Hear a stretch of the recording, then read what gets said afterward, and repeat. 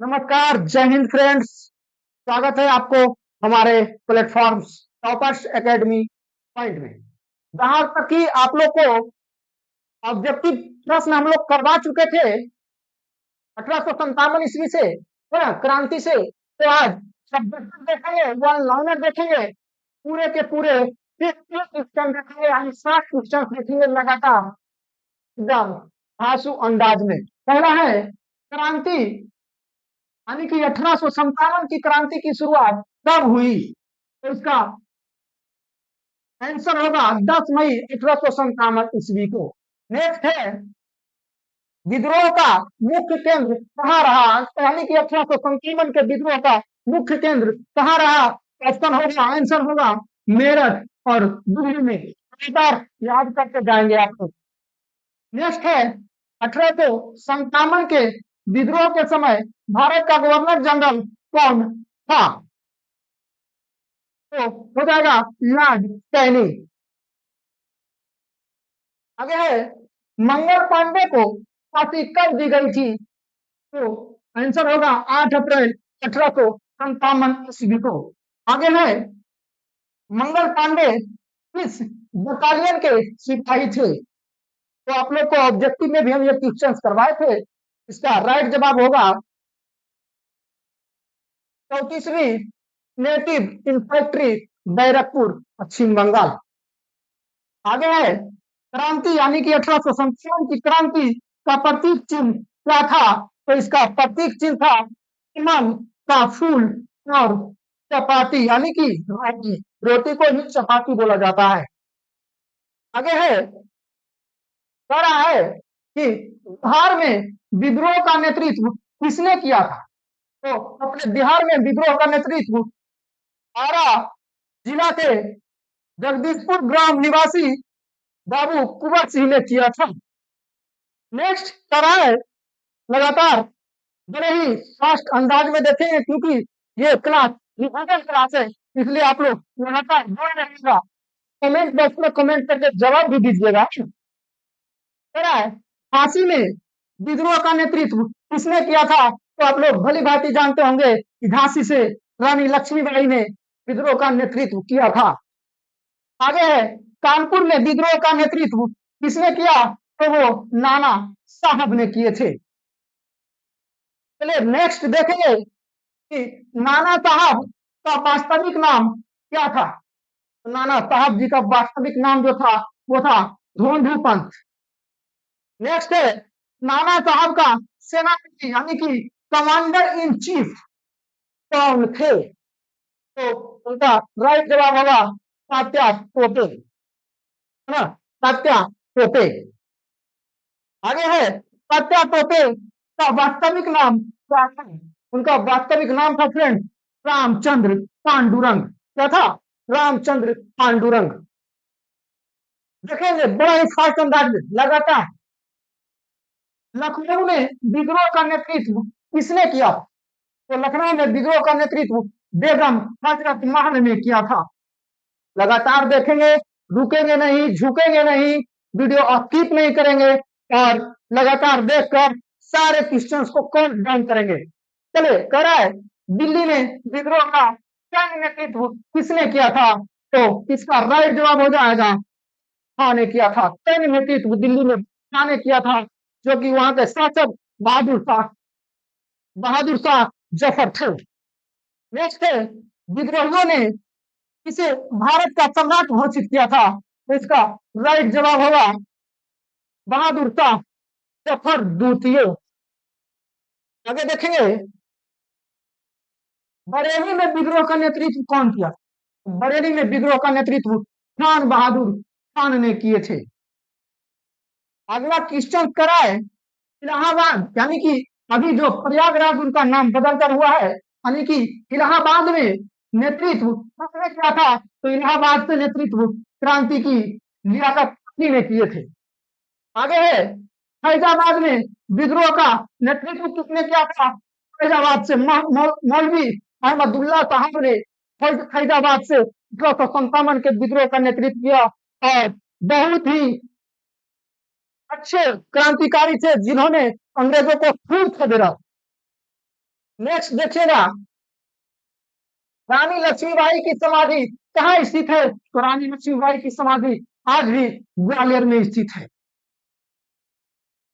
है रानी लक्ष्मीबाई का जन्म कहाँ हुआ था? तो रानी लक्ष्मीबाई का जन्म बनारस यानी आज का काशी में हुआ था।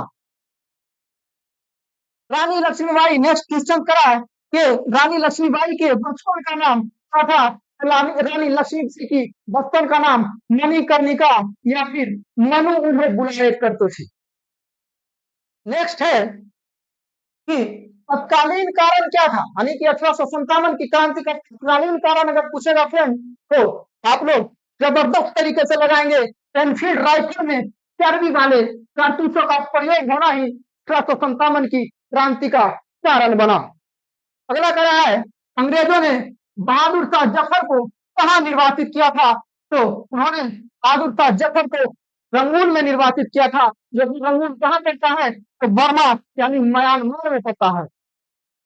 अगला कह रहा है, स्वतंत्रता संग्राम पुस्तक किसने लिखी थी? यानी कि स्वतंत्रता संग्राम एक पुस्तक का नाम है जिसे किन्होंने लिखे थे, उनका नाम है विनायक दामोदर सावरकर, यानी कि वीडी सावरकर साहब ने लिखा। आप लोग वीडियो को लाइक भी कीजिएगा अगर अच्छा लगे तो। नेक्स्ट कह रहा है, ब्रिटिश प्रधानमंत्री कौन था? तो उस टाइम ब्रिटिश प्रधानमंत्री लॉर्ड माउंटबेटन थे। अगला क्वेश्चन करा फ्रेंड्स, झांसी पर कब्जा करने वाला ब्रिटिश सेनापति कौन था? तो था जनरल फिरोज। कौन था? जनरल फिरोज ने महारानी झांसी को हराकर उनके जो झांसी थी, झांसी के किला था, कब्जा किया था। नेक्स्ट है, किसने कहा कि झांसी की रानी विद्रोहियों में एकमात्र मर्द थी? तो वो भी जनरल फिरोज ने कहा था, क्योंकि उसे पता था कि लड़ाई में झांसी की रानी ने जनरल फिरोज को नाको चना चबाने पर मजबूर कर दिया था। इसलिए उन्होंने झांसी की रानी को विद्रोहियों में एकमात्र मर्द की संज्ञा दी थी।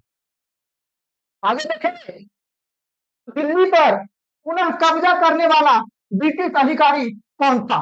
तो दिल्ली पर पुनः कब्जा करने वाले जो ब्रिटिश अधिकारी थे, जॉन निकोलसन और हडसन थे, है ना।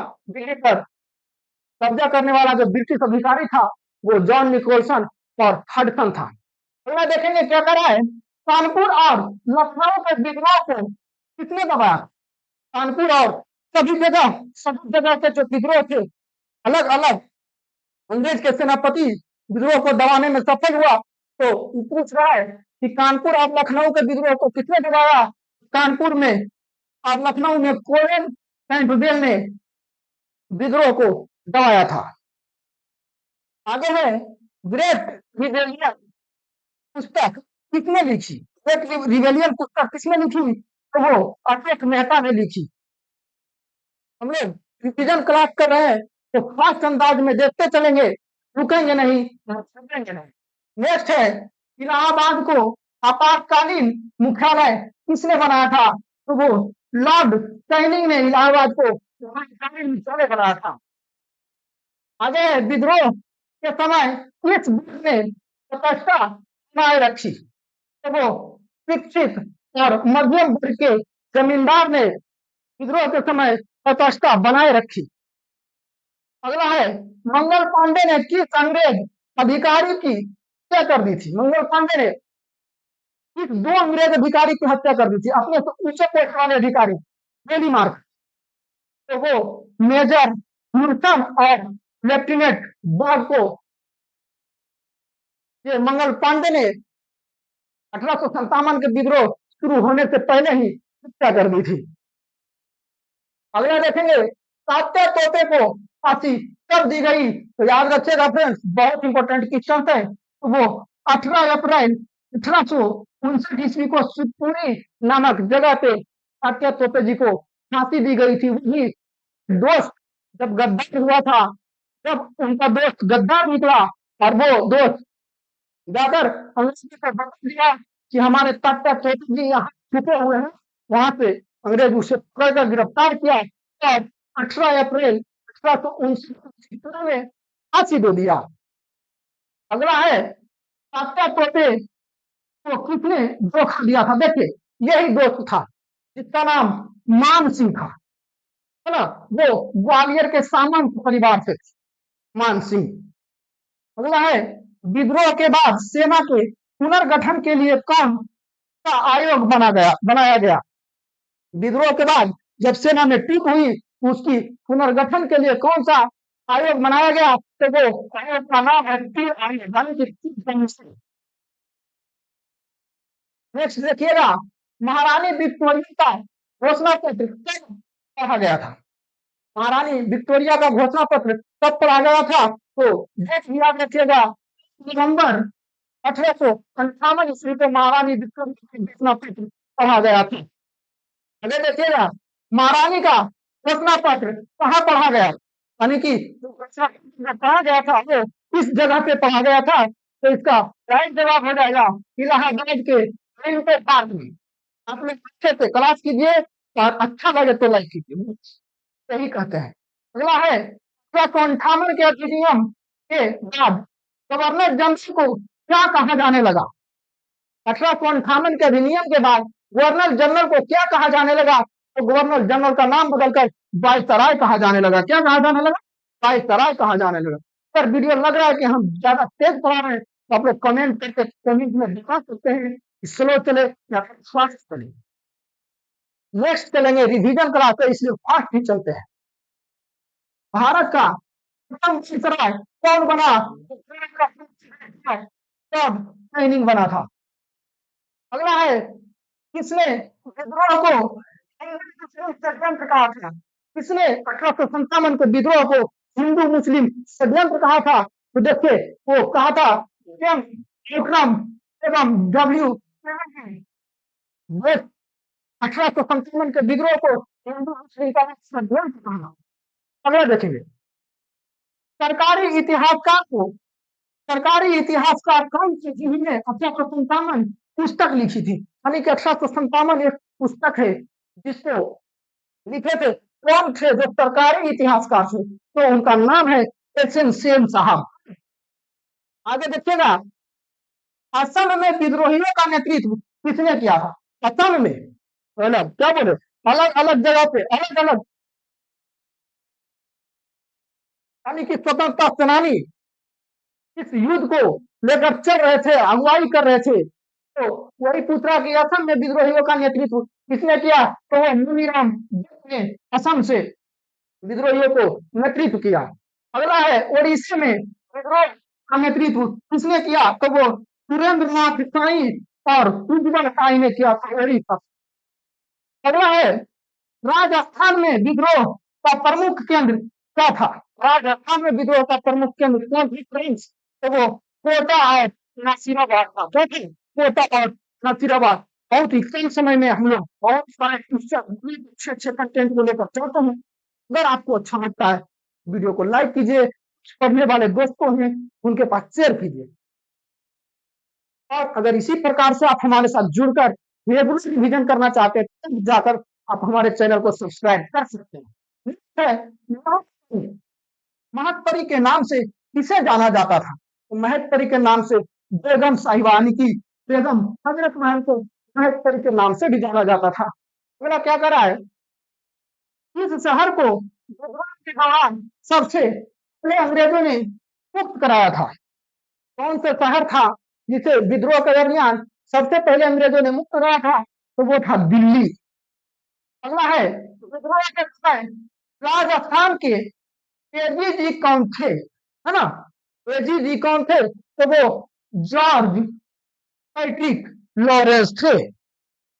आगे देखेंगे, बड़ा ही फास्ट अंदाज में करा है, दिल्ली चलो मारो फिरंगी का नारा किसने दिया था? दिल्ली चलो और मारो फिरंगी को नारा किसने दिया था?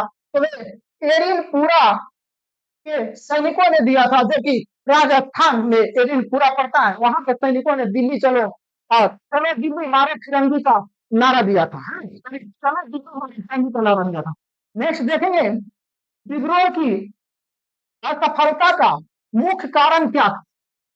तो विद्रोह किया 1857 वो असफल रहा, उसका मुख्य कारण जो था संगठन और प्रभावी नेतृत्व की कमी, लोग एकजुट नहीं थे, इसलिए ये विद्रोह सफल रहा, नहीं तो हमारा देश उसी टाइम आजाद हो जाता। अगला है 1857 की क्रांति क्या थी? तो यह भारत का पहला बड़ा विद्रोह था जिसमें सैनिकों और आम जनता ने मिलकर अंग्रेजों के खिलाफ संघर्ष किया था। आगे कर रहा है कि 1857 की क्रांति के मुख्य कारण क्या थे? तो 1857 की क्रांति का जो मुख्य कारण था वो राजनीतिक, आर्थिक, सामाजिक और धार्मिक असंतोष, इसके अलावे भी बहुत सारे कुछ और कारण थे। तो 1857 की क्रांति के जो मुख्य कारण पूछता है, अगर एक ही ऑप्शन रहेगा तो वो आप लोग लगाएंगे धार्मिक संतोष, क्योंकि कर्मयुक्त संतोष था, प्रयोग करना एक धर्म में हस्तक्षेप करने के बराबर था, इसलिए इसका राइट जवाब जो होगा धार्मिक असंतोष। आगे है इस क्रांति का तत्कालीन कारण क्या था? तो आप लोग भली भांति जानते हैं कि इस क्रांति का कारण था नए एनफील्ड राइफल के में कपूतों में गायों और सुअर की चर्बी का प्रयोग करना, यानी कि ब्राउन बेस राइफल के जगह पर एनफील्ड राइफल को शामिल करना, जिसमें कारतूस लगते थे, उसमें गाय और सुअर की चर्बी से खोल बना हुआ रहा कारतूस का, और उस कवर को दांतों से छीलकर हटाना होता था, यही कारण बना। आगे है क्रांति की शुरुआत कहाँ और हुई थी? 1857 की क्रांति का शुरुआत 10 मई 1857 को मेरठ से हुई थी, ठीक है। आगे देखेंगे मंगल पांडे का योगदान क्या था?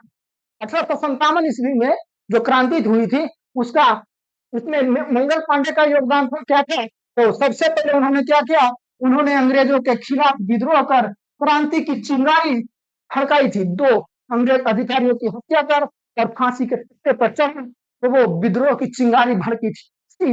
यही मेन उनका योगदान था मंगल पांडे जी का। अगला है बहादुर शाह जफर की भूमिका क्या थी, है ना? यानी कि इस 1857 की क्रांति में बहादुर शाह जफर की क्या भूमिका थी? उनकी भूमिका थी उन्हें क्रांति का नेता और भारत का सम्राट घोषित किया गया, है ना? आगे है झांसी की रानी लक्ष्मीबाई को योगदान क्या था? 1857 ईस्वी योद्धाओं का योगदान पूछ रहा है, तो ये उनका योगदान था, उन्होंने वीरता से अंग्रेजों के खिलाफ युद्ध किया और ग्वालियर में खूब लड़ी मर्दानी, वो तो झांसी वाली रानी थी। नेक्स्ट है नाना साहब का योगदान क्या था? तो उनका योगदान था उन्होंने कानपुर में विद्रोह का नेतृत्व किया था। सारे सेनापति जो सेनानी थे, स्वतंत्रता सेनानी थे, उनका योगदान पूछ रहा है, अच्छी बात है, इसे भी हम लोग कवर करते चलेंगे। तत्ता तोते कौन थे? तो तत्ता तोते नाना साहब के सेनापति और एक नेता थे, यानी एक अच्छे जाबाज सेना अधिकारी थे और बड़े ही कुशल थे। नेक्स्ट देखेंगे बेगम हजरत महल का योगदान लिखिए। तो बेगम हजरत महल का योगदान अगर पूछेगा फ्रेंड तो कहेंगे उन्होंने लखनऊ में अंग्रेजों के खिलाफ विद्रोह का नेतृत्व किया और अंग्रेजों को छुड़ाए। नेक्स्ट है कुंवर सिंह कौन थे? तो कुंवर सिंह जो थे वो बिहार के प्रमुख क्रांतिकारी नेता थे, जिन्होंने अंग्रेजों से लड़ाई की और बिहार के औरत जगदीशपुर से उन्होंने कमाल संभाला था। फिर अगला पूछा है लैप्स की नीति क्या है? तो लैप्स की नीति जो है अंग्रेजों की नीति, जिसमें बिना बारिश वाले राज्य को अपने कब्जे में लिया जाता था, यानी जिस राज्य में उत्तराधिकारी राजा का नहीं होता था उसको दबाकर उस राज्य को अपने ब्रिटिश साम्राज्य में मिलाया करता था, ठीक है। आज का लास्ट क्वेश्चन है फ्रेंड्स, 1857 की क्रांति को प्रथम स्वतंत्रता संग्राम क्यों कहा जाता है? तो इसका राइट जवाब होगा क्योंकि यह अंग्रेजों के खिलाफ पहला संगठित राष्ट्रीय आंदोलन था, है ना, क्योंकि देश भर में व्याप्त था, 5 से 6 राज्यों में लगातार ये क्रांति हुआ था। तो चलिए तब तक के लिए धन्यवाद, मिलते हैं फिर अगले क्लास में।